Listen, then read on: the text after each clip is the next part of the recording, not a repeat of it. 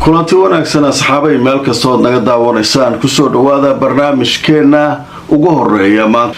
haddaba barnaamijka waxaanu idinkugu haynaa akhbaaraadkii iyo wararkii ugu waaweynaa ee xaalada gobolka bariga dhexe.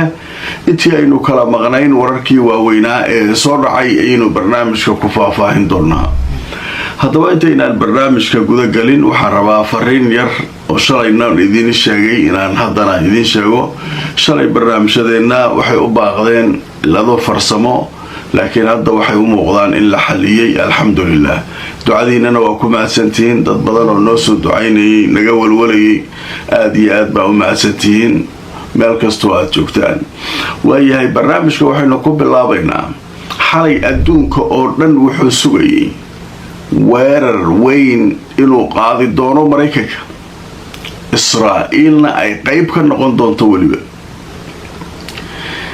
waa laysu booteynayay shalay oo dhan ilaa habeen hore. maraykan iyo iiraan waa isu booteynayay.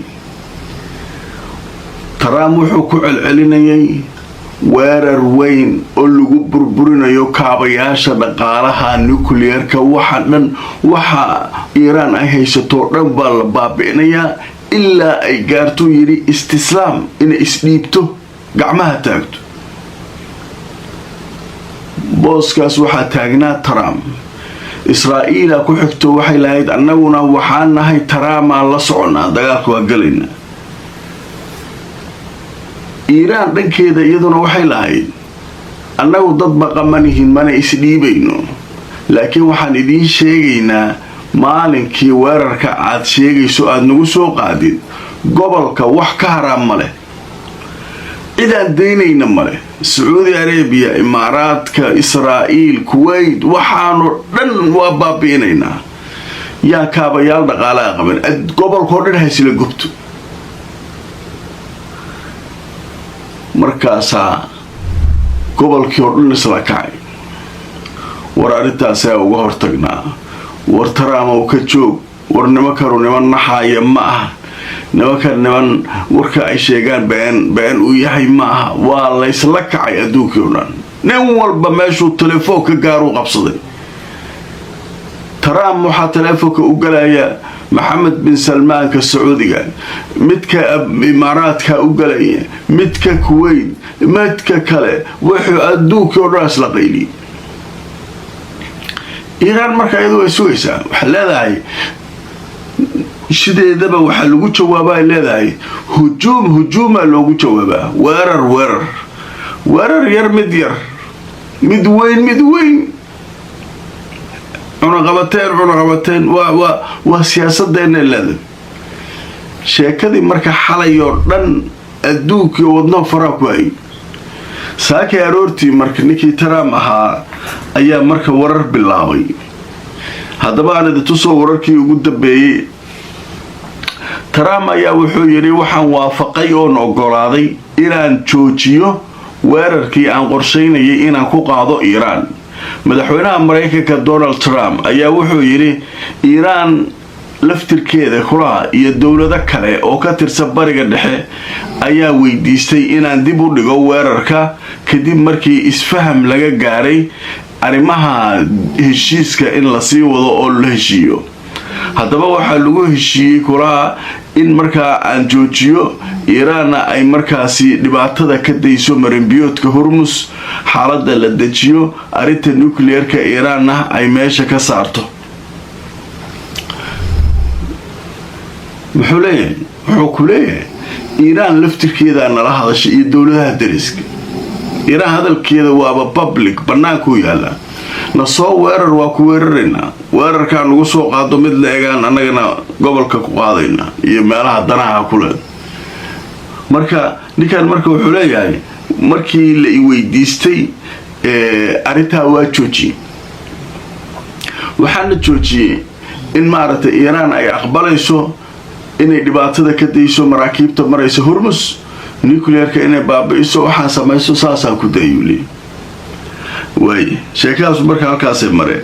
haddaba dhanka kale aan idintuso, aljazeera waxay leedahay CNN ayaa saaka sheegtay mas-uuliyiin ka tirsan gobolka dowlado dhexdhexaada sida qatar iyo bakistan inay ka shaqaynayaan si markaa degdeg ah in looga fogaado arrintan inay faraha ka baxdo. haddaba madaxweyne Trump ayaa dhanka kale wuxuu toos ula hadlay madaxda gobolka uu ku jiro dhaxal sugaha boqortooyada Saudi Arabia. haddaba waxaa soo kale telefoonka isku wareystay madaxda gobolka oo dhammaantood ka wada hadlayay sidii looga hortagi lahaa qatarta weyn ee gobolka ku soo socota. marka meesha maxaa ka baxay? meesha waxaa ka baxay rabitaankii Mareykanka waa rabnaa waa weerarayna Iiraan u lahaa. meesha ma jirto. hadda waxaa leeyahay dowladihii gobolka iyo wixii oo dhan la hadlay ninkii Trump ahaa. Trump waxaa leeyahay sheekadan George anaga dhana wada gubanayn, tareenka waa la wada saaran yahay ama doonta waa la wada saaray. haddee duleel mato gobolkii oo dhan degay. sheekadu marka halkaasay marka joogtay. Trump marka wuxuu leeyahay waana la galay Iiraan laftirkeeda wayna weydiisatay oo gobolkii waana weydiisto saasa u joojinuu leeyahay. dowladihii gobolka qaar badan oo ka mid ah inay Trump la xiriireen oo arrinta hal la joojiyay yiraahdeen oo dadaal ku jiraan waa la arkay. laakiin waxa soo baxay war ay qortay wargeyska leeyahay New York Times saak waxa leedahay sheekadan la idin sheegaa wax ka jira male. Trump ciduu aqbala ama dhageysanay ma jirtay laakiin runta loo sheegay runta Iiraan iyo awlaadeeda intii xabad joojinta lagu jiray waxyaabo la yaab leh oo ay gobolka dhan ku qarramsan karaan la hor dhigaaliyo. u fiirsada meeshan waxa qoraysa wargeys Mareykan oo New York Times waxay leedahay intii xabad joojinada iyo waxaan iyo socdeen Iiraan waa istiyaarisay awlaadeedii mid walba meesha uu joogay hub qatar ugu geysay. khidad waxaa la diyaariyay sida hal mar gobolka oo dhan lagu qarramsanayo Mareykanka haray male.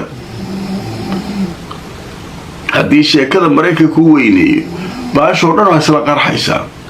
marka ninka Trump la leeyahay dhageysi uu dhageystay ka Sacuudiga iyo waxaan ma ahane Mareykanka way hordhigay waxay laba kala dooreen ciidamada Mareykanka gobolkan oo dhan iyo waxa naga joogo la qarramsado iyo Iiraan oo la qarramsado iyo waxa kala dooro.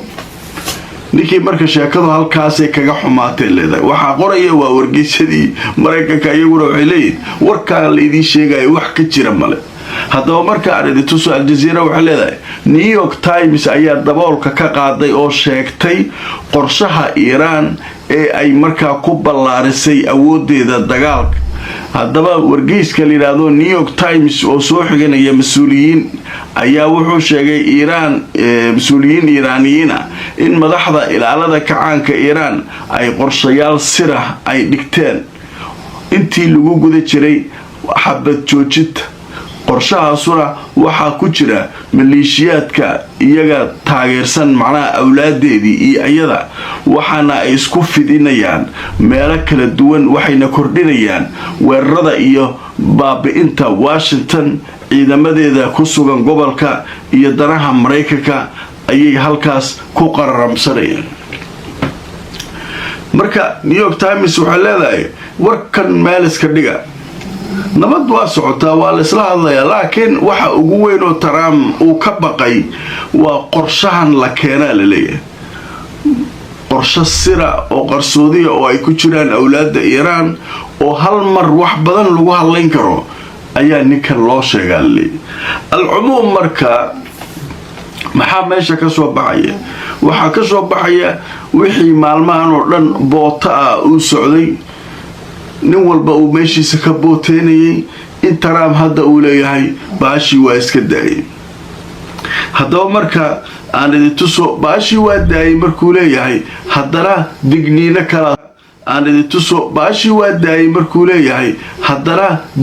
kala soo baxaya oo la leeyahay muwaadiniinta Mareykanka ay isaga baxaan Israa'iil wax kasta dhici kara. haddaba marka aan idin tuso safaaradda Mareykanka ee ku leedahay Israa'iil waxay ugu baaqday muwaadiniinteeda inay u diyaar garoobaan oo ay ka fakaraan inay isaga cararaan oo ay ka baxaan halkaas iyadoo laga baqayo xaaladdu inay mar walba faraha ka baxdo. oo markaa digniinaha safaaradda waxaa sidoo kale ku jira safaaradda Ciraaq oo ayadana muwaadiniinta u digaysa iyo meelo kale oo ka tirsan gobolka oo Mareykanka looga digayo muwaadiniintiisa inay isaga cararaan. marka sheekadu marka saakay halkaasay jilbaha dhigatay. weerarkii weynaa waxaasaan samaynaynaa kanaan samaynaynaa waa dhulka iyo cirka isku duminaynaa taraamulaha saaka haddana isla asagii wuxuu leeyahay waa iska daayay weerarkii waan waafaqay inaan kansalo oo joojiyo weerarkii aan qorsheyna ku qaado nabadaan aan qaato leeyahay nabada ay ii soo jeediyeen gobolka Iiraan laftirkeeda nabadaan rabaa ay tiri kula Iiraan waxa leedahay wax ka bijiraan adeero soo socodar marka Iiraan marka meesha waxa yaala Iiraan maxay waafaqday marka maribiyood Hormuz waa furan yahay miyatir Iiraan may waxa ma waafaqeen laakiin ka isaga iska joojiyay weerar maribiyoodka sidiisuu ugu xiray Iiraan waxay sanayadu raalli ka ma mari karaan marka waa arki doonaa kulay xaalku halkaas uu maraya ninaan waxa leeyahay shanta sharci kaamil ma sidaas oo kala meesha ka socoto meeshaan marka meesha soo awood sheegtay meeshan wax badan meeshan maartay la isu dhudhuuntay laakiin hadda nin walba awoodiisa muruqiisu keenay gobolka Iiraan waxay taagantaa wallahi ka tahay meeshaan lacag inaan ka qaato ma aan Hormuz Iiraan si nabad lagu maray waxa rabtiin sheega marka ugu dambeysay khabiira wuxuu leeyahay waxay u dhuran doontaa oo ay ku dhamaan doontaa warniba kan cashuurtay rabaan ha naga qaateen taraam oo naga daa inay dhahaan khaliijiinta iyo kuwii carabta oo hadhow taraamnimo ka cashuurtooda iska siiyaan markabkoo meesha maraya inay cashuur dhiibaan waxa uga daran inay shidaalkii oo dhan ka gubto soo marka xaalku marka halkaas uu maraya wararkaas ayaa ugu waaweynaa saakay barnaamijkayagiina wuxuu ahaa kii ugu horeeyay maanta waxada aan idin soo gudbinayn haddii alla idma wixii warar soo kordha barnaamijyada dambe ayaan idin kula wadaagi doonaa inta aan markala kulmaynana